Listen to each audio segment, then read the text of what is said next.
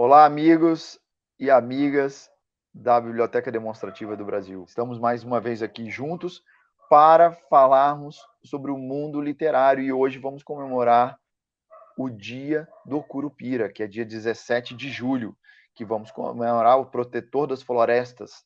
E para isso chamamos duas sumidades do mundo literário, do mundo cultural do Brasil, Valci Carrasco e Marco Aurélio.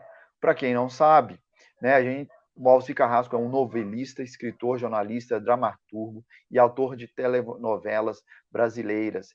Entre novelas e séries de televisão, já teve 26 trabalhos produzidos, já ganhou o Emmy Internacional da categoria Melhor Novela.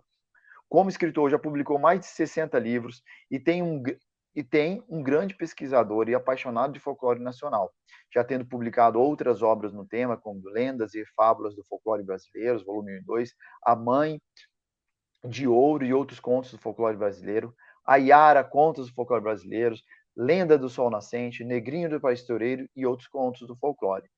Também temos o estudioso Marco Aurélio, que é escritor, professor, pesquisador de tradição oral brasileira e colecionador de histórias e cantigas. Já publicou cerca de 50 livros, entre cordéis infanto-juvenis e estudos de tradição oral.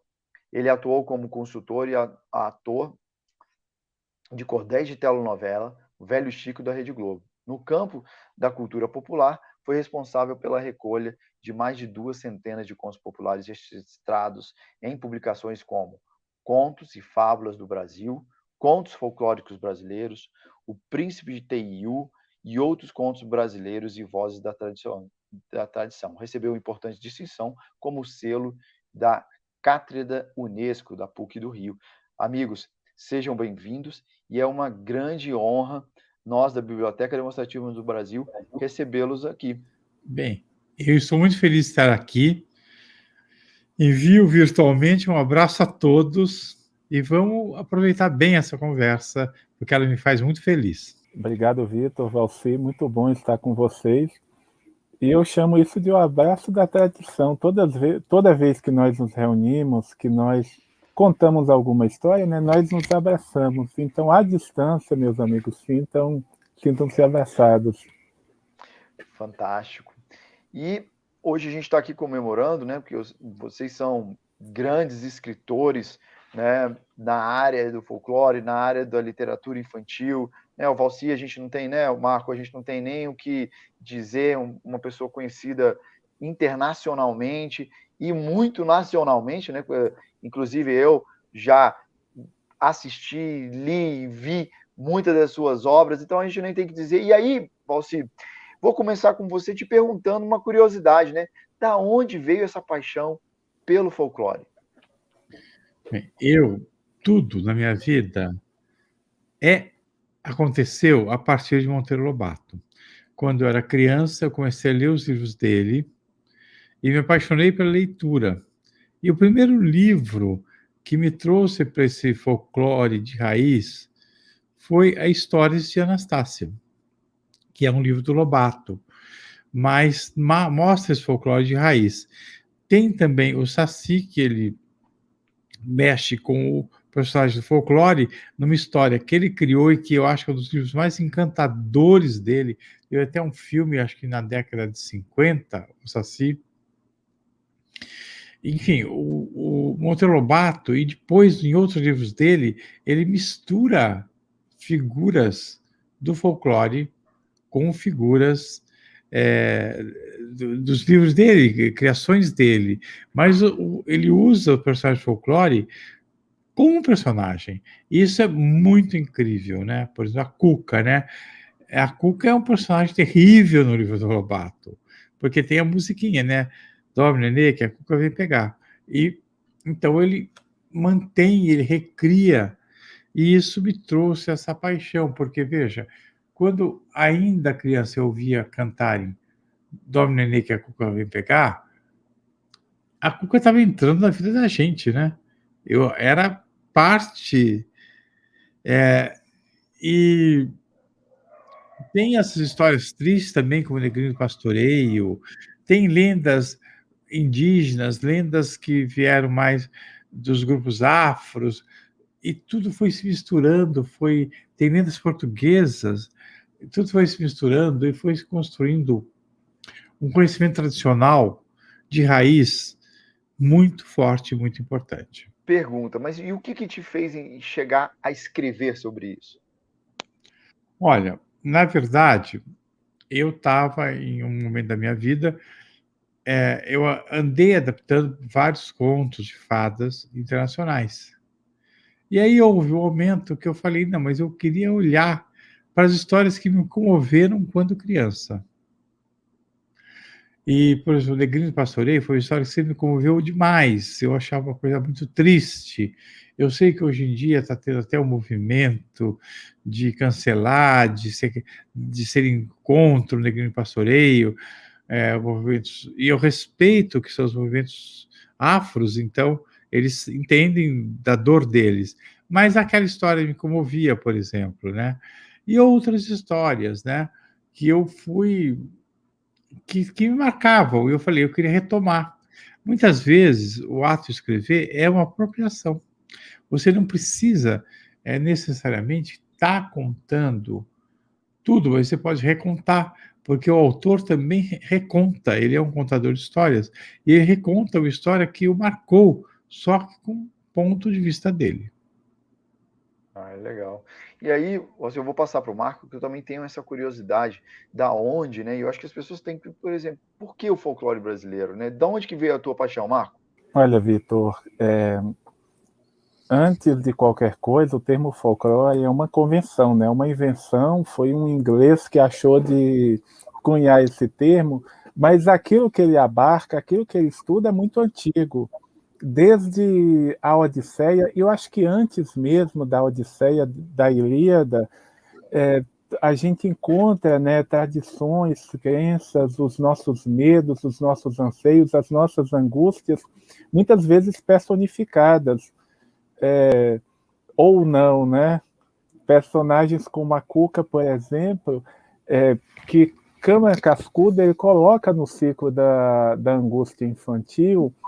Ela não tem uma forma muito definida, mas quando a gente ouve, como o Valci falou aqui, quando a gente ouve cantar Dorme Nenê, que a Cuca vem pegar, o medo ele acaba tomando uma dimensão muito grande, e aí nós torcemos mesmo, fazemos força, é quase que uma invocação mágica, né, para que o sono venha. E essa ideia de assombrar as pessoas falando, tratando de personagens que de alguma forma remetem a esse medo, essa ideia é muito antiga, muito, muito antiga. Os babilônicos já faziam isso, outros povos já faziam isso. Mas para mim, o que eu vivi, na verdade, antes de qualquer coisa, foi na minha infância, no sertão da Bahia. Eu nasci num lugar chamado Ponta da Serra, numa casa de adobe, a gente chamava de adobo, do lado da casa da minha avó, Luzia Josefina. Então, bastava sair, né, da casa do meu pai, dava alguns passos e estava na casa da minha avó, e ela me contava muitas histórias, contos de fadas, né, como aqueles narrados por Grimm, por Perrault, Madame de Arnois, Madame de Beaumont e outras mais, só que na voz dela, e certamente ouvida da mãe, do pai, ou de outra personagem. Então, desde cedo, eu tive contato, muitos destes trabalhos eu acabei registrando, livros como este aqui, que você citou, Vitor, trazem algumas dessas narrativas recontadas por meu pai e por minha tia, já que minha avó se foi quando eu tinha 8 anos. E a partir daí eu fui descobrindo também que, além daquele universo mágico do sítio, que eu também li na minha infância, que eu me encantava muito, porque estava muito perto também daquilo que eu vivenciava, tinha também os mal-assombros que viviam em volta da nossa casa. Por exemplo, o Gritador. O Gritador é uma entidade que é parte gente, parte jumento, né? Como se fosse um centauro, só que a parte de baixo é um jumento em vez de um cavalo. E que ao meio-dia pagava penitência debaixo do pé de um burro. É um filho amaldiçoado pela mãe, assim como o corpo seco é aqui em São Paulo. Então, minha avó sempre dizia, olha, evita meio-dia, porque é hora aberta, o pé de imbu, porque o gritador vai te pegar. E aí contavam também do meu bisavô, que foi bisavô, pai do meu avô Joaquim, né? Joaquim, que é o esposo da minha avó Luzia. O meu bisavô foi um benzedor muito famoso. Até hoje as pessoas se recordam de gente que foi em busca dele, em busca de saúde, de sanidade e voltou, né? Voltou curado. E tem uma história que ele enfrentou o diabo. O diabo veio buscá-lo na forma de um gato dos olhos de fogo, um gato gigante, e ele conseguiu derrotá-lo rezando o credo. Essa história Fantástico. eu transformei em cordel. Então, o termo em si ele veio depois, mas essas histórias, essas narrativas já permeavam minha infância. O folclore, ele é a nossa tradição, né? Ele é, acho que eu acredito, uma das coisas que nos representam, e como, obviamente, o folclore é a tradição de qualquer país, né? Então, nós temos nosso folclore e ele nos representa e dá essa ideia da identidade. Valci, e aí falando sobre isso, porque o Marco está dizendo que é uma vida de interior, né?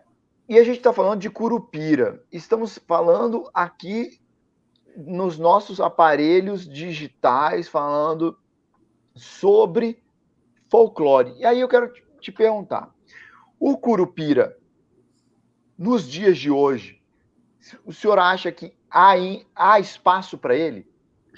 Não me chama de senhor. Você. Eu já me sinto, Valcir, sou Valcir. Olha, eu acho que há um espaço maior, porque hoje a questão da floresta e da sobrevivência da floresta é muito forte. Nós todos estamos preocupados e lutando pelo meio ambiente, pela floresta, num grau, até internacionalmente, que não existia antes. Só que como você passa os ideais para as pessoas. O Lobato fala muito daquele discurso coroca que fala, e a pessoa não consegue mais ouvir o que está falando. Então, se você conta através do conto, do folclore, através da figura do Curupira, e passa aí pela floresta, pelo ser da floresta, pela proteção da floresta, vai internalizar mais, a criança vai sentir mais o amor pela floresta, sentir mais. Então, o Curupira é um símbolo disso aí.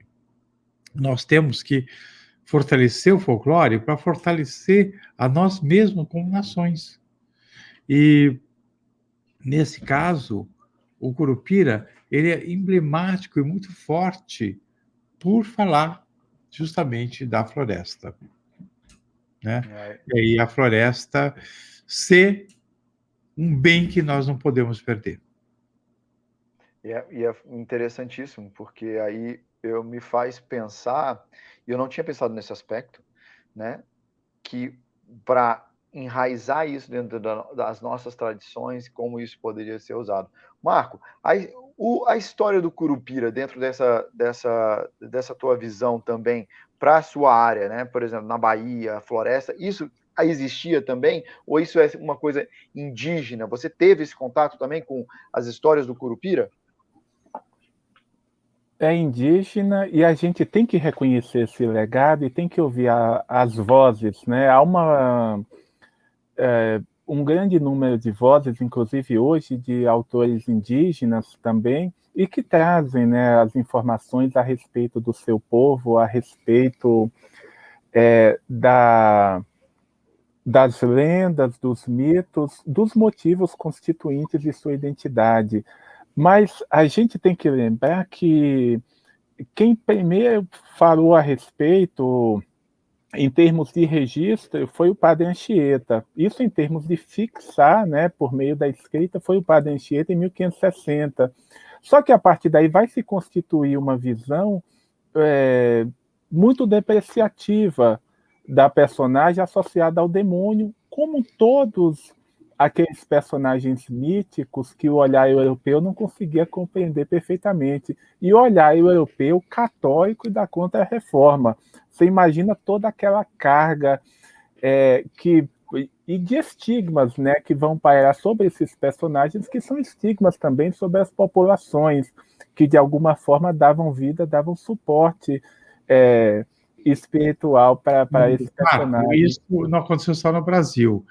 Todos os países foram dominados pelo cristianismo. Em algum momento, os seus símbolos maiores, como os druidas, foram Sim. transformados em símbolos do demônio.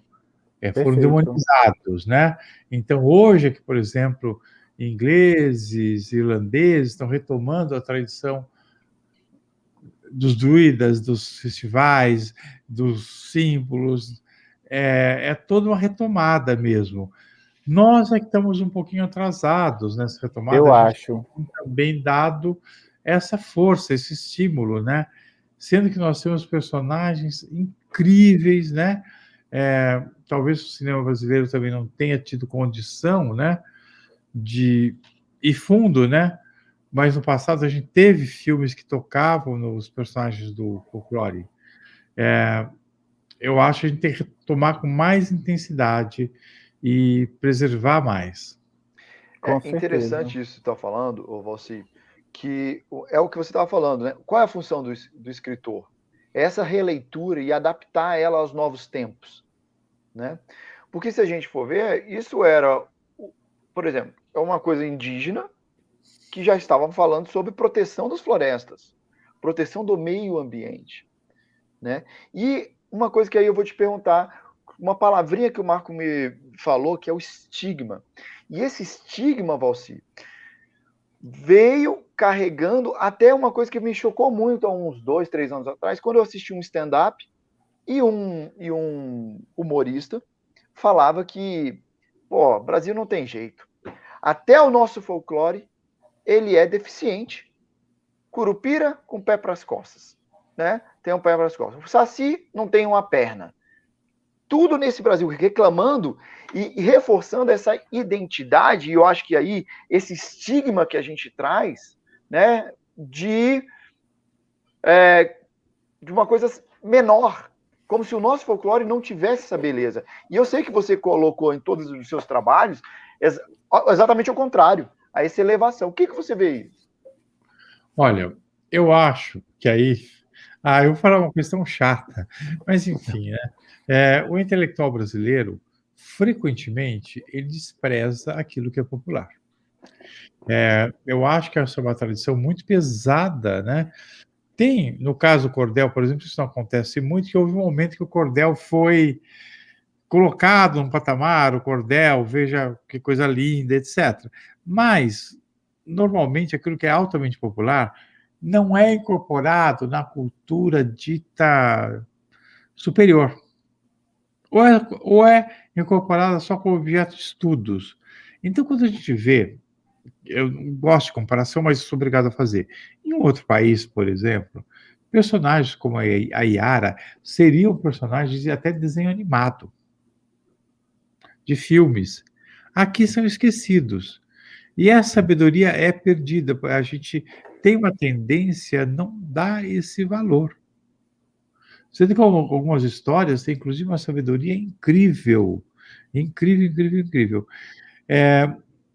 Então, eu acho que tem que haver uma mudança de foco no intelectual brasileiro para preservar e admirar aquilo que é popular, que tem origem popular. Até porque o povo brasileiro gosta, ama, e frequentemente a gente vê que não é dado o devido valor. É interessante, Marco. E aí eu jogo a bola para você. Por exemplo, o intelectual, ele, como o Valci disse, eu entendo perfeitamente disso, porque tá vendo, a gente está sempre olhando para fora. É uma coisa muito interessante. Não Exato, olhamos para dentro. Olhando para fora. Né? Tudo de fora tem o seu valor. E quando olhamos para dentro, não. E aí eu quero te perguntar, o que você acha que é esse movimento, sobre a ideia desse estigma que a gente carrega? Rapaz, Nelson Rodrigues já respondeu isso. A gente só vai ficar repetindo. Mas eu estava justamente com esse livro aqui, está aqui do meu lado, que é o Geografia dos Mitos, né? dos mitos brasileiros, do Câmara Cascudo, e ele cita, ao falar desse personagem que nós estamos citando aqui, o Curupira, segundo o Couto de Magalhães, tem essas duas formas, o Etonoceto é uma entidade que Estrabão, o geógrafo grego, né, que viveu há quase 2.000 anos, ele cita, é aquele que tem o calcanhar voltado para frente, né? Ou seja, os pés às avessas, como Cascudo, ao avesso, como Cascudo cita. Esse tipo de entidade, o Ciápode, você tem na mitologia de alguns povos, e os europeus o localizavam na África, existe em todo lugar. Então, essa pessoa que disse isso, o fez simplesmente para depreciar. Um professor português, estudioso do cordel, estudioso do Drummond, que é o professor Arnaldo Saraiva, da Universidade do Porto, já aposentado, uma pessoa inteligentíssima, cultíssima e, ao mesmo tempo, muito humilde.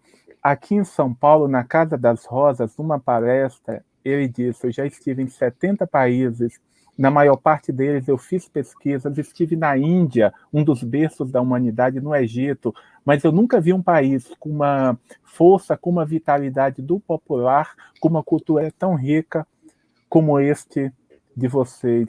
Ou seja, esse país aí que foi depreciado por essa pessoa cujo nome nem precisa vir à roda, né? Porque não necessita. Mas eu acho que nós temos sim o próprio Valci, ele se vale, né, dessa riqueza, desses sotaques.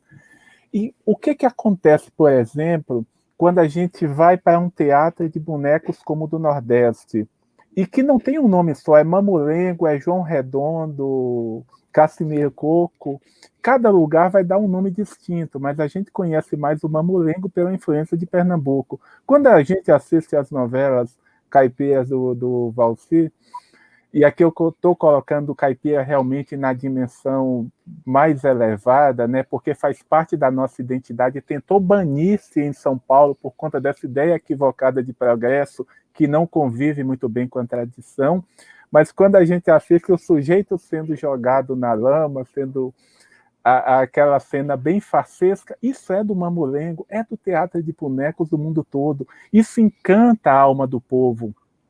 Foi por meio, por exemplo, de uma encenação com bonecos que Goethe conheceu a história do Dr. Fausto, e depois a gente teve acesso, né, a essa obra-prima dele. Então, essa ideia também do popular, entre aspas, como se fosse algo distante, separado da vida cotidiana, também não existe. Ele permeia todos os aspectos da nossa vida, tanto que é o que nos une aqui, né? Estamos falando disso porque realmente é algo vivo, algo que faz parte da nossa caminhada. Quando nós fazemos um gesto como este, que é o gesto do Facebook, né, o like, a gente está repetindo um gesto milenar, assim como esse também é um gesto milenar.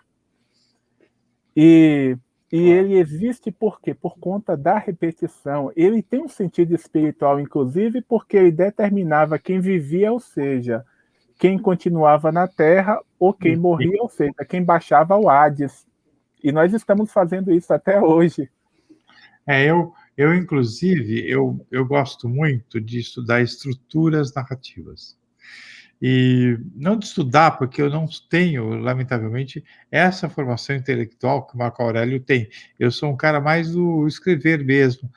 Mas, por exemplo, eu acho fantástico como as histórias percorrem os povos. Então, Cinderela, que é um conto muito presente em todos os povos, né? Na verdade, sendo melhor estudado, ele é um conto de origem chinesa.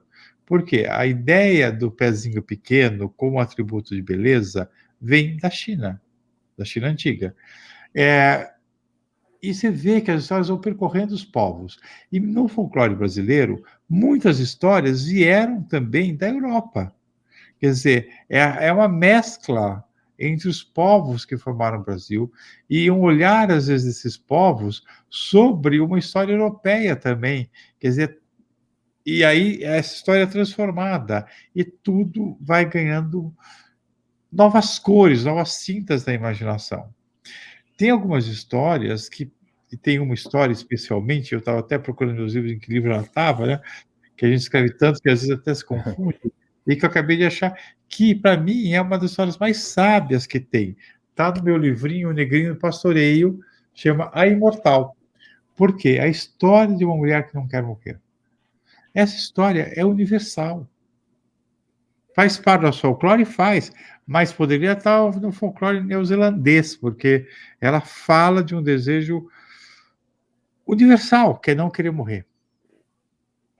E é muito linda. Eu aconselho vocês a lerem essa história depois, que eu não vou contar aqui, mas uma história que sempre, inclusive nas minhas conversas, eu falo para as pessoas: olha, a morte pode ser uma coisa desejada a partir de uma certa situação. Que é a história aí, ela vai mostrando, etc. Tem outra história, é uma história de origem portuguesa, a Moura Torta. Olha o nome, Moura Torta. A demônia, a malvada era uma moura, mas, no entanto, é uma história do folclore brasileiro. Então, entender como elas vieram como rios que foram se misturando com seus afluentes e se transformando num rio só, é muito lindo. Olha aqui, ó, a Moura Torta aí. Minha avó me contava, Valci, uma versão que eu registrei nesse livro aqui. Da Moura Torta. Minha avó dizia. Alfinete na cabeça? Isso, depois alfinete vem a pombinha, o hortalê dessa horta. Como vai o rei vivendo com a Moura Torta? O meu está nesse aqui, a minha versão está nesse aqui, na Yara. Que é também. A Yara é um personagem que eu acho incrível também, porque ela remete às sereias, aos seres do folclore irlandês, que eram seres entre este mundo e o outro, e nós temos o nosso. Eu lamento que a gente está no recesso, em muitos aspectos, como você falou da biblioteca, que ia ser fechada, e às vezes a gente tem que lutar muito para conseguir o que já tem, né? Para manter o que tem. Mas há, sim, muito material artístico aí a ser pesquisado, a ser ensinado, a ser contado. O que eu acho muito interessante da gente viver no Brasil, que a gente ainda tem muita coisa para construir e muita coisa para preservar, né? Então eu vejo assim que a gente está numa estrutura de um copo meio cheio, né? Então nós, e aí claro, Valci aí como nosso expoente máximo aí da divulgação, né, da cultura brasileira, né? Nesse trabalho que é fazer isso que nós estamos fazendo, trazendo para o maior número de pessoas explicações sobre aquilo que elas às vezes veem e não têm noção do que aconteceu. E aí, o Marco Aurélio, você falou o seguinte, a gente estava conversando sobre isso, e histórias de Luzia Teresa, porque essas histórias elas vieram, muitas das pessoas são histórias orais, que foram passando de geração em geração, sem nada estar escrito. Sim. O Marco sabe falar um pouco mais sobre isso, né? Por exemplo, um curupira. Por que o curupira pega fogo, por exemplo? Não faço a mínima ideia, mas isso, as pessoas não se perguntavam sobre isso. Sim, e por que o curupira ele estava dentro lá? E o que ele tinha que fazer? E tem umas versões, inclusive, que ele nem tem cabelo de fogo, que ele simplesmente tem a cabeça pelada. O Barbosa Rodrigues vai falar disso. Eu até na conversa que eu tive com o Bruno a respeito, essa ideia também dele como um preservador, como um defensor, ela é mais recente. Ele passa a ser isso quando a mata, quando a casa dele passa a ser ameaçada. Originalmente, ele não necessita. Ele necessita, assim como acontece com qualquer entidade, de uma oferta. Isso acontece, inclusive, com um personagem que habita o nosso Rio São Francisco, né? Eu vivi muito tempo em Serra do Ramalho, às margens do Rio São Francisco, e as pessoas lá tinham muito medo do nego d'água, mas que na comunidade tinha um compadreio muito bonito, então ele passou a ser chamado de compadre d'água. E o compadre d'água, ninguém entrava na água sem colocar num toco um pedaço de tabaco, de fumo, para que a pesca fosse abundante. A mesma coisa o caipora, que é uma convergência, né, do curupira, já a partir de uma determinada época, né? O caipora ele é muito mais, ele tem muito mais elementos, digamos assim, híbridos, talvez seja o termo mais correto, porque ele traz também alguns elementos dessas entidades aí que o Valci citou, do mundo celta, inclusive. Tem um conto que eu acabei colocando nesse livro aqui, Artes do Caipora em Cordel, e fala justamente de um caçador que na mata ele abateu todos os animais e o caipora passa e ressuscita todos com o ferrão, mas o ferrão acaba se partindo ao meio e ele diz, vou ter de consertar. Então, no outro dia, o caçador, morrendo de medo, ele vai até a forja e fica aguardando. Aí chega um caboclinho, já que na mata o caipora surge só com a metade do corpo, só conseguia ser visto do começo até o fim, a metade do corpo. E isso é uma imagem aterradora. E chega aquele caboclinho pequenininho, atarracado, com o ferrão, e ele começa a falar, né, com o dono da forja que veio consertar o ferrão. E o sujeito, ele pega e se dá a conhecer. Ele diz, quem anda à noite no mato vê muita coisa. E aí o caboclinho diz, se viu, diz que não viu, ou vai pagar por isso. E tenta atingi-lo com o ferrão.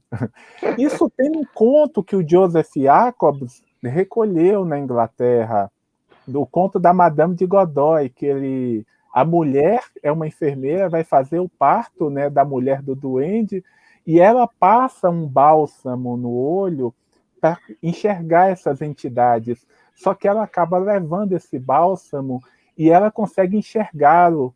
E quando ele toma conhecimento de que ela violou um tabu, vaza o olho dela, então ela acaba ficando caolha por conta disso. Basicamente é o mesmo tema, né? O mesmo motivo, claro. Só que vivo aqui nesse personagem que já é uma convergência desse outro que a gente está tratando, né, no seu dia.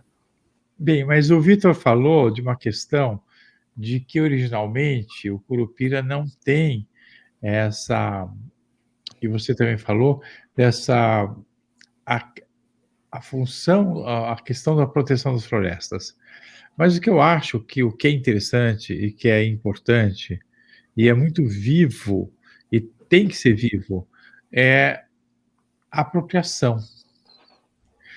Nós temos folclore e nos apropriarmos dele para defender uma causa é muito bonito, porque isso revive também as histórias, dá um novo vigor para as histórias. Então, você ter esses símbolos é uma maneira de fazer essas histórias ficarem mais fortes, mais atuais. Eu acho, sim, que tudo isso acompanha um processo que é mais recente, que é de defesa das florestas, porque toda essa ideia de defesa das florestas também é mais recente. Sem dúvida. Então, à medida que ela foi se tornando mais forte, e hoje é forte internacionalmente, buscar figuras ligadas à nossa tradição, que possam reforçar essas ideias, é muito legal. Claro. Ô, Valci, até porque, né, a maioria de todas as outras nações não tem mais florestas há muito tempo. Nós somos aqueles que podemos... Desculpa, por favor, conclua. Hã? Desculpa? Oi. Não, Vitor, era só para reforçando o que o Valci falou. Nesta obra aqui, que é o Selvagem, né, do Couto de Magalhães, que é de 1876, ele já está nessa função de defensor.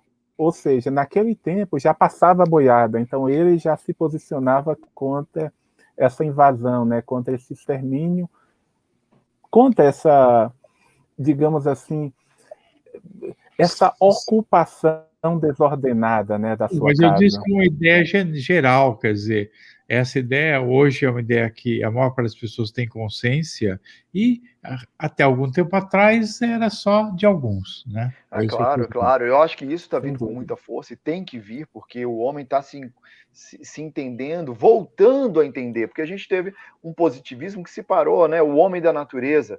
E esse positivismo hoje está caindo e o homem está se entendendo como fazendo parte dessa natureza, que isso eu acho que é fantástico. E aí eu acho que as histórias que vocês dois, né, são mestres em contar, é que tem essa capacidade de, como o próprio Valcir disse, de internalizar isso. Por exemplo, eu tenho a Cuca internalizada, ela fez parte dos meus pesadelos por muitos e muitos e muitos anos, E o entendeu? bicho-papão, então? Nossa Senhora. Papão, eu morria de medo do bicho-papão, a ponto que eu escrevi um livro chamado Abaixo o Bicho-Papão. Muito bom. Porque aí, Valci, eu vou te perguntar, que eu tenho curiosidade também. Você é um homem do show business, né? Do grande show business. A gente está falando aqui de uma coisa internacional e hoje o senhor influenciou milhares e milhares de pessoas. E eu acho que a gente está seguindo um novo caminho, por exemplo, aí eu vou citar o Cidades Invisíveis, né? Que traz o Curupira, né? Como também aí como uma nova releitura. O senhor acha isso uma coisa positiva? Olha, eu acho não só positivo, como um respiro, como um alento, porque deixar as histórias trancadas num baú, elas não ficam vivas. O que torna essas histórias vivas é recontá-las, é dar uma nova versão, uma nova visão. Às vezes você pega um mito que você, sei lá, uma ideia que me ocorreu agora, mas você poderia escrever a Cuca e contar a história da Cuca apaixonada e contar uma história de amor da Cuca e todo esse terror dela desaparecer e passar por uma história de amor. Quer dizer, isso faz com que os mitos revivam, que eles renasçam, que eles tenham força. É interessante, até eu acho que a própria Disney ela tá se fazendo isso, contando as histórias das pré-histórias dos seus personagens, né? E o que elas trabalham, etc. É muito interessante. Aí, Marco, eu vou te perguntar, dentro dessa ideia de trazer umas releituras, né, como Cidades Invisíveis fez, e tirar isso do mundo, não só que fica estudando isso como se fosse história, né? Você vê isso também com bons olhos? Eu até fiz uma. Eu não vou dizer resenha, porque na verdade eu dei um depoimento a respeito de minha impressão a respeito de Cidade Invisível. Eu li. E naquele momento discutia-se muito a positiva, muitos com uma visão positiva, outros com uma visão negativa, o que é absolutamente normal. É um processo que a gente vive e debater, discutir é sempre salutar. Mas, às vezes, eu via também uma visão equivocada a respeito das pessoas em torno dos personagens, que não pode ser assim, tem que ser de tal jeito. E como o Valci colocou aqui, tudo é dinâmico, passa por transformação. O Curupira de hoje não é o mesmo que foi visto pelo padre Anchieta. E certamente daqui a 500 anos, imaginemos que a Amazônia ainda vai estar lá, sonhamos, né? Nós temos que sonhar com isso, não vai ser o mesmo que a gente enxerga hoje. E também ele não é o mesmo na cidade de Óbidos ou na cidade de São Gabriel, por exemplo, citando cidades amazônicas. Cada um vai ter uma visão um pouco distinta, né? Com cabelo, sem cabelo, com dente azul ou verde. Essas variações são muito boas. E eu fiquei muito feliz quando eu assisti por conta do Tutu, né? O Tutu é um personagem que nos veio de Angola, foi encontrado no Recôncavo. João da Silva Campos, Alfredo do Vale Cabral fala dele, só que ali ele ganha uma forma também.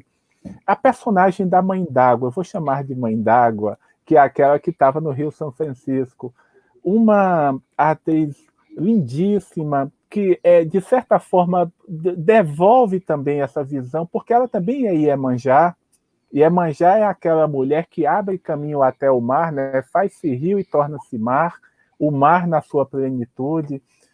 Então, tudo isso, para mim, foi muito forte, foi muito impactante. E mostrar isso com uma série no estilo Detetive do Impossível, como foi Arquivo X, isso é fantástico. Não à toa, acho que mais de 30 países ficou no top 10.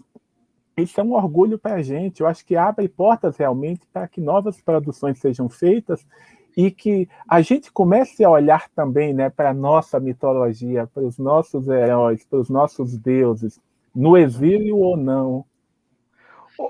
Valci, aí vem a curiosidade, né? Então, por exemplo, será que essa volta a gente consegue fazer uma invasão brasileira? Porque no caminho de volta, né? Porque você ganhou um Emmy, por exemplo, em novela, né? Quer dizer, as suas novelas tiveram uma reverberação, não só no nosso povo, que você trata muito bem, né? Mas de fora. Então, quer dizer, você acha que há uma possibilidade de a gente transformar isso? Olha, o folclore brasileiro nessa força? Possibilidades criativas sempre existem. Eu nunca respondo por mim, porque eu sempre estou vivendo intensamente o projeto que eu estou fazendo no momento. E esse projeto, esse momento, é a continuação de Verdades Secretas. Então, que é totalmente urbana, que é outra coisa. Mas o que eu acredito é o seguinte, que esse movimento acontece e acontecerá de várias maneiras. Porque árvore sem raiz não vive. E o folclore está na nossa raiz. Então, por exemplo, eu fiz novelas das 6 que mexiam com personagens. Por exemplo, o próprio Candinho, ele é do Dieta Mundo Bom, ele é um personagem que é o caipira folclórico, que é aquele, né, que o Lobato fez o Jeca Tatu, é todo próximo disso, né? E lá foi uma super retomada. Lá, claro que era mais fácil abordar personagens tão folclóricos, tão próximos do folclore, porque a história era uma história caipira. Isso não quer dizer que a gente não, ao escrever, não esteja se inspirando e às vezes não contando que está se inspirando. Por exemplo, essa mulher que eu falo da Yara, mas extremamente sedutora, que leva os homens para a água, afaga os homens, é também retrato de uma mulher sedutora. É um arquétipo que a gente usa e para contar muitas mulheres. Verdade, verdade. Eu acho que há uma coisa. E eu fiquei aqui, eu fico pensando, né? Se a gente acaba. Eu vejo assim que no movimento da pandemia, as pessoas estão voltando para o interior, né? E aí, Marco, eu te pergunto, será que no interior ainda existe esse folclore? Né? Ainda existe esse espaço para o folclore renascer? Eu acho que não só, a gente idealiza muito, né, determinados espaços. Na cidade grande também tem, só que num outro prisma, daí as lendas urbanas, né, tão vivas ainda, do rapaz que dançou com uma moça, depois descobre que essa moça já havia morrido. Aqui em São Paulo tem uma avenida, a Avenida Valdemar, na Zona Leste, tem uma figueira e dizem que ali já foi sede de fazenda há muito tempo e as pessoas, eu ouvi isso de pessoas ali que circundavam, né, esta árvore, dizendo que ouvem ainda passando o som de carroças, de cavalos, patas de cavalos, o galope dos cavalos, o grito dos fazendeiros e tudo mais. Então, isso, na verdade, permeia, né, os nossos sonhos desde sempre. Mas no campo, Marco, lógico, isso é muito mais vasto. Pois não, você? essa história da moça, que o cara dança a noite inteira e depois descobre que ela estava morta, é muito interessante, que a minha avó, que era espanhola, imigrante espanhola, contava que tinha acontecido lá na aldeia dela, na Espanha. Quer dizer, é uma história, é uma lenda urbana mundial. a mundial. pessoa... eu só queria fazer uma referência, que a gente não fez ainda, mas teve uma novela que abarcou demais esse universo, que foi Cordel Encantado. Ela não é uma novela tão antiga assim. Sim. Ela abarcava o universo cordel, e mesmo a estrutura da história era uma estrutura de história de cordel folclórica, né? Quer dizer, o rei que vai... Era muito interessante. E é uma novela que foi muito vista, muito premiada. Da Então, Duca, né, e da Thelma. Duca, Rachid e Thelma Guedes. Isso. Foram geniais. Fantástico. Para lembrar, né? E é impressionante que quando se faz isso, normalmente tem-se uma conexão com todos, né? O Cordel Encantado fez, depois virou box, virou até as músicas que foram escolhidas, é uma coisa que traz essa força. O termo cordel, inclusive, é conhecido, né, mas não tão difundido assim, todo mundo passou a usar a partir da novela também. Quando eu fui ser consultor em Velho Chico, eu não fui em Cordel Encantado, em Velho Chico sim, a Dimaia me chamou, a gente teve essa possibilidade de mostrar alguma coisa do universo do cordel por meio de 2 personagens, 2 menestréis. Então eu escrevia realmente os cordéis que o pessoal cantava na novela, mas lógico, o Cordel Encantado, o cordel permeava toda a narrativa, sendo arquetipicamente, digamos assim, né? Você tinha ali desde o cangaço, mesclada essa ideia de realeza que o Suassuna tratava tão bem também no seu trabalho, né? Um nome que a gente evoca aqui, muito presente, muito vivo. Sim. E, de alguma forma, também, eu acho que, eventualmente, a TV ela abre esses espaços, e quando abre assim, é uma coisa formidável. Teve a Escola de Samba Salgueiro também, que levou o Cordel à Avenida, ficou em 2º lugar. Enfim, tudo é vivo, né? Tudo é dinâmico, e felizmente a gente está aqui para tratar disso, entendendo assim que nossa conversa não vai esgotar nunca esse tema. E para saber que pode ser que os movimentos culturais envolvendo o folclore talvez sejam poucos, mas eles são intensos. Perfeito. São sim, são muito ligados às tradições, às famílias, né? Eu vejo que uma coisa que o Valci e o Marco falaram aí são essas adaptações, principalmente o Valci, que é interessante quando você vai ver que querem que trave essas mudanças que as tradições fiquem as mesmas, mas que isso não consegue se segurar, porque o próprio homem ele muda, né? O próprio homem ele se transforma, e as tradições vão junto com ele, assim como se transformou o Curupira. Não tinha fogo, era careca, depois se transformou com fogo. Por quê? Eu acho exatamente como um reflexo desse interior humano, esse interior da sociedade. Aí pergunto, Valci, o Curupira teve, por você, também foi abordado por você nas suas obras? Não, eu não escrevi especificamente sobre Curupira,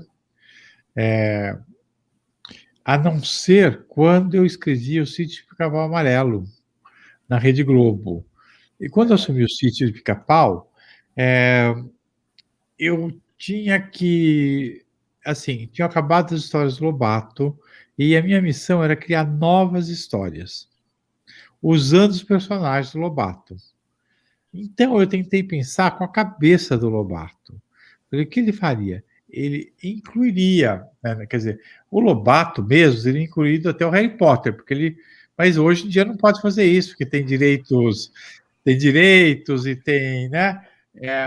Mas ele podia sim incluir os personagens de folclore, e aí foi o que eu fiz. Eu trouxe os personagens de folclore para o sítio, eles passaram pelo sítio, enfim. As histórias passaram a rodar também muito em cima do folclore, ou de histórias usando a estrutura do folclore. Quer dizer, uma história europeia que você transforma numa história brasileira. E aí sim o Curupira, a gente falou. Mas o Curupira era um esperto na minha história, ele não era uma figura só de passagem, ele era esperto, e até um pouco levado demais e tudo. É legal. Porque uma das coisas, assim, as professoras, eu acho que eu vejo que lendas, mitos, fábulas, e aí, né, para quem fica para os professores que estão nos assistindo, Marco, são estruturas tão fantásticas da gente usar para dentro de sala de aula, e elas, te pergunto, elas alicerçam o ser brasileiro? Olha, eu Sem acho dúvida. que elas ajudam a construir a identidade nacional. E nós somos falhos em busca dessa identidade atualmente. E quando a gente fala desses personagens, a gente está trazendo a identidade nacional à tona, a gente está botando eletricidade, fazendo acontecer. Então, a gente acaba, sim, sendo influenciado e ganhando muito com esse alicerce que o folclore dá. Marco? Eu me recordo dessa nova leva do sítio. Eu não sei, só não me recordo, Valci, se foi você que tratou da mula sem cabeça. Olha, eu escrevi também sobre a Mula Sem Cabeça, e que aos poucos fui avançando o sítio e deixando para Duca Rachid continuar. Mas Perfeito. Não, eu evoquei a mula sem cabeça porque eu tenho esse personagem aqui, que é o Headless Camel, né, o camelo sem cabeça, que é do mundo árabe. Que engraçado. Esse é um livro do Dr. Abdulaziz Al-Mussallam, que é um estudioso da tradição popular dos Emirados, principalmente de Sharjah, e ele acabou me presenteando com esse livro, né? Nós fizemos uma mesa aqui na Bienal, e Não quando deu nem eu comecei... tempo de ver o livro, não deu nem tempo de ver o livro. ele pegou o livro. Qual que é o título? Olha, o título é Enciclopédia em inglês, né, of Superstitious Creatures in the Emirate Heritage, que é mais ou menos assim, criaturas supersticiosas, que a gente chama, né, de fantásticas, no patrimônio dos Emirados. Então, é uma enciclopédia de seres fantásticos.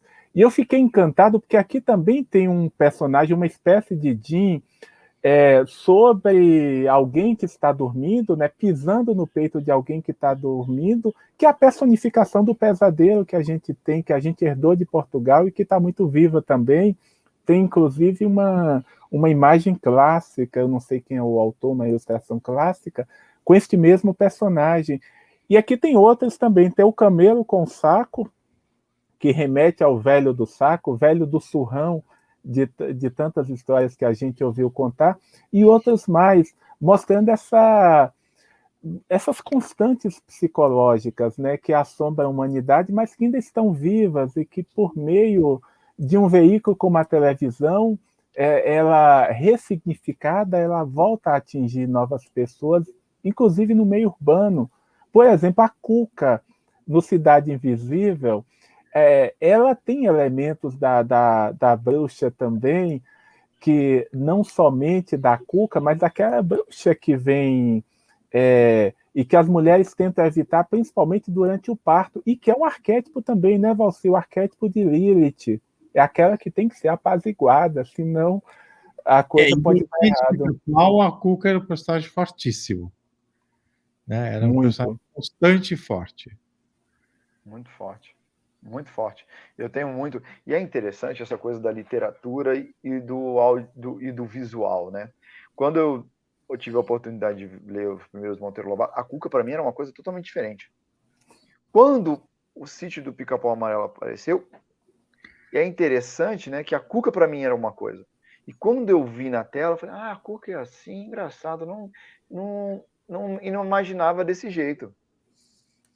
É interessante essa coisa, né, de trazer de trazer do texto que a gente não vê e que nós criamos e para a tela, onde você vai padronizar isso, né? Mas isso é uma surpresa em qualquer trabalho de televisão.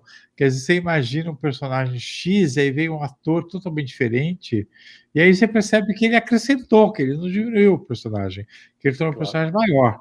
Então, é muito comum, porque o que eu digo sempre, TV, teatro, são trabalhos de grupo, trabalhos de equipe. E como tais, eles pressupõem uma abertura para que você aceite o trabalho do outro. Então, de repente, vem o cara e desenha uma cuca totalmente diferente da que você pensou, mas você fala, não, é o trabalho dele, vamos ver que cuca que ele pensou. Vamos ver o que isso acrescenta para o meu texto. E isso é muito forte, muito frequente. E a gente tem que saber trabalhar assim. Aquele autor que fala, é muito eu. Não. E acho que isso tem a ver com o folclore, porque o folclore não é de um, é de todos. Cada um que conta, cada um que reconta, tá dando o seu jeitinho, botando sua patinha, e isso faz com que o folclore seja rico e sempre inovador. Verdade. Marco? Eu acho que é isso, né? O folclore é a ciência da psicologia. O Cascudo dizia que é a ciência da psicologia social, ou seja, ele dá ao povo esse status, né, de psicólogo também, a psicologia das massas, e algo vivo, dinâmico, fluido, e o que a gente dá esse nome, né, mas eu gosto de dizer, é vida em plenitude. Isso acho que é o que é a sua marca realmente definitiva. Marco, vou te fazer uma pergunta. A gente estava falando sobre o Curupira, né, que é a nossa, né, 17 de julho. O Curupira, dentro das tuas pesquisas, ele existia antes do Padre Anchieta? Ele existia isso também no folclore europeu? Você tem noção da onde que ele veio caminhando? Não, a gente tem que fixar o seguinte, Anchieta, ele fez um registro, só que já existia há muito tempo, fazia parte, ele até ficou estarrecido, né, como os indígenas se assombravam com esse personagem. Alguns dizem que veio da Ásia, pelos Andes, acaba descendo, só que nada disso é comprovado. Só que tem uma coisa interessante, no Paraguai e na Argentina, onde o personagem surge com o nome de Curupi, normalmente quem vai caçar, e vocês não vão rir com isso não, por favor, quem vai caçar, quem vai violar os domínios da deusa da mata, ele acaba laçando-os, ele usa uma espécie de chicote, e o chicote é o próprio falo. Então, é melhor... Então, é uma ideia que possivelmente remeta àqueles deuses ictifálicos, né, que é de Roma, da Grécia, como Príapo, por exemplo. Só que em alguns locais da Amazônia também ele gosta de bater na árvore e as pessoas sabem que ele está chegando porque houve uma espécie de batida, né, constante, e ele usa o falo também como uma espécie de porrete. Então, isso talvez seja uma ideia, uma contaminação europeia, não dá para se saber ao certo. Mas esse elemento dele como um personagem que assusta, como um personagem que pune, a gente encontra também nos nossos vizinhos, normalmente ligados, né, à grande mitologia tupi. Bem, eu vou fazer uma observação. Ninguém jamais saberá de onde veio o Curupira, que ele tem os pés virados. E justamente ele não deixa pista. Verdade. A pista dele é toda entrecruzada. E na história do personagem isso vai contar também. Agora, também temos que pensar que na mitologia andina os deuses fálicos existem, né? Muito. Então, a gente... E o que é interessante no folclore é que não é de um mesmo. Pode ter vindo de lá um pedacinho, daí veio de aqui outro, depois alguém juntou outro, e como se fosse tem um personagem completo e diferente daquele primeiro, do qual você utilizou. Então, o folclore não é de um, é de todos. Isso é interessante, né? Um livro com os irmãos ou primos do nosso Curupira, né? Pois é. Não é verdade? Que já fica a ideia, né, para esses grandes escritores que estão aí. Quem sabe vai ter a família do Curupira e família do Curupira e seus primos. Sem contar, Vitor, as transformações pelas quais alguns personagens passam. A Amboitatá, que é uma cobra de fogo, né, aquela que sobrevive ao dilúvio, ela vai se tornar o Batatão no Nordeste, uma corruptela. Então, o Batatão já não é mais uma cobra de fogo, é a alma de um afogado. Eu fiz também, eu escrevi a respeito, né? A lenda do Batatão. E a partir das histórias que a gente ouvia contar muito de gente que escondeu riquezas e morreu sem que ninguém tivesse acesso a elas. E essa alma fica pagando pena, né? Ou pagando penitência, como costumamos dizer, como as almas do purgatório. E aí eu fundi esta imagem com o Batatão, que normalmente é um fantasma que pega fogo, né? Ou seja, um fantasma ígneo. Então, esse processo ele é muito rico e a gente pode combinar e recombinar, sim, óbvio, respeitando as matrizes, mas entendendo também a sua palavra que a gente usou muito aqui, né? A sua dinâmica. Peraí, meu microfone. Eu vou fazer o que eu acho essa dinâmica que a gente tem do folclore, que eu acho fantástica, eu acho que isso é muito pouco explorado nas escolas, assim como as fábulas, né, que passam, como vocês disseram aí, já não me lembro aqui, que passam moral, né, como você falou, a psicologia, né, a psicologia de um povo, que fica aqui, né, como um espaço. A gente já está chegando no nosso finalmente, queria agradecer ao Valci, agradecer ao Marco. Ô, Valci, e hoje, como as pessoas te encontram? Eu sei que tá fácil te encontrar, né? Mas hoje você tem essa relação, assim, com esse mundo de internet para que as pessoas mandem perguntas, fãs, escrevam para você? Como é que as pessoas fazem para te encontrar? Olha, eu tô no Instagram, Valcir Carrasco, e eu recebo as mensagens direct do Instagram. Eu olho as mensagens de pessoas que eu não conheço, que elas vêm separadas. As que eu sigo aparecem lá, as que eu não sigo aparecem em outro lugar, mas eu olho todas. O problema, desculpe, o problema é que eu não estou num momento muito difícil, porque é muita gente que pede, me depõe na sua novela. Eu não posso pôr uma pessoa na novela assim de repente. A pessoa tem que ter uma carreira de ator, então eu já deixo o recado. E outra coisa que está muito triste, Vitor, e que assim, machuca muito. Atualmente cresceu muito o número de pessoas que me pedem dinheiro ou ajuda para alguma coisa, porque elas estão realmente precisando de dinheiro. Só que o meu dinheiro não dá para ajudar todo mundo. Então, isso acaba trazendo um número de mensagens que às vezes eu não vejo uma mensagem importante. Entendi. Então, se alguém for mandar uma mensagem para você falar sobre esse tema, coloca como primeira frase na folclore, em maiúscula, porque aí eu vou saber que nem uma coisa nem outra. Entendi.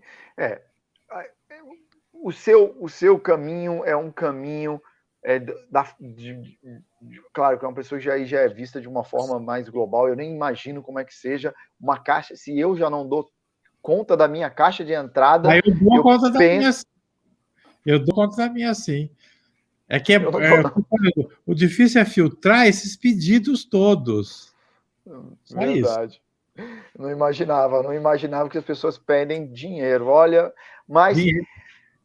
É um admirável mundo novo mesmo. E Marco, e você? Eu posso falar uma coisa, Vitor? Pode. Não pede dinheiro, eu já mando o número da conta ou do Pix e o valor que eles querem que eu deposite. Pessoas que eu não conheço.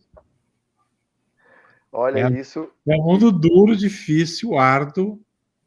Histórias, eu acho que já dá até um livro isso, né? Porque eu vou te falar, dá um livro. Isso não é uma coisa que eu imaginava que acontecia, né? E é uma loucura. E Marco, e você, onde é que a gente pode te encontrar? Nos mesmos espaços das redes sociais. Eu tenho o meu blog também, Cordel Atemporal, onde eu publiquei essa resenha de Cidade Invisível e onde eventualmente eu publico algum artigo, devolvo alguma coisa, né? Acho que a vida dá tanta coisa para a gente e a gente tem que devolver um pouquinho, dedicar um pouquinho. Então, eu sigo o Valci no Facebook, o Instagram para mim ainda é uma coisa muito nova, mas eu já me instalei lá definitivamente também, é um espaço muito bom. E quem não conseguir, com a ajuda do São Google, né? Logicamente vai dar em algum lugar e nesse lugar a gente vai estar. fragmentados, né? Hoje nós todos estamos fragmentados, somos muitos também. É verdade. E como você começou, eu finalizo com um grande abraço, né, a todos que estiveram aqui com a gente hoje, né, tendo a presença aí do nosso ilustre Valci e do nosso grande amigo aí Marco, que eu acho que agora, sabendo que é um amigo meu familiar vindo por caminhos folclóricos lá de Doutor Altimar Pimentel, agradeço imensamente a presença de vocês, em nome de toda a equipe aqui da Biblioteca Demonstrativa, em nome, né, do Marcos Linhares, que é o nosso orquestrador aqui, que nos fez nos conectar, e espero que a gente possa lhe trazer em breve para visitar a biblioteca fisicamente, viu, Valci? Espero que a gente consiga lhe fazer esse convite, que você veja seus livros lá, assim como o Marco. Eu vou visitar com muita alegria, fazer um parentezinho. Há uns anos atrás, eu estive num evento, numa biblioteca no Rio de Janeiro, linda, nova, tudo funcionando, evento maravilhoso. E aí, eu falei, nossa, que biblioteca linda, está sendo reinaugurada, porque estava abandonada. Eu falei, não, nós conseguimos uma verba para fazer o evento e reformar a biblioteca. Agora a gente está tentando entregar, não foi nesse governo não, para o governo do Rio, e ele não quer pegar a biblioteca para cuidar, porque não quer contratar gente para cuidar. E vai fechar assim que acabar essa feira do livro. Eu quase chorei, porque era tão linda. Então, vocês estarem revivendo a biblioteca, parabéns. Valci, isso aconteceu também aqui em Brasília, a gente não pode dizer que não aconteceu, mas agora existem amigos da biblioteca e a comunidade se envolveu e entendeu que a biblioteca é a nossa mãe, né? A mãe do nosso conhecimento. Então, que filhos são esses que vão deixar essa mãe se deteriorar e se acabar? Eu acredito que a gente vai fazer um trabalho. Esse nosso trabalho ainda continua por mais aí, pelo menos um ano, né?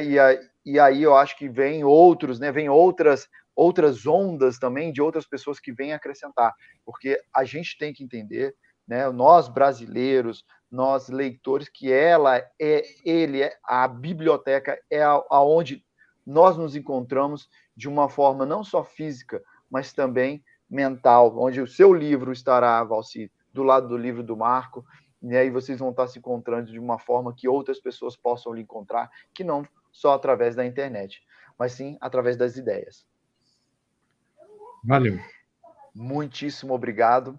Honrado por estar aqui com vocês hoje, honrado pela aula que recebi e que a gente pode compartilhar com todos que estão aqui nos assistindo. Eu que agradeço e quero ir nessa biblioteca sim. Eu também. Obrigado. Marco, obrigado, gente. Obrigado, está Victor. estendido para você. Olha, uma biblioteca, só fechando aqui, quando arqueólogos desenterram uma biblioteca, eles desenterram todo um mundo.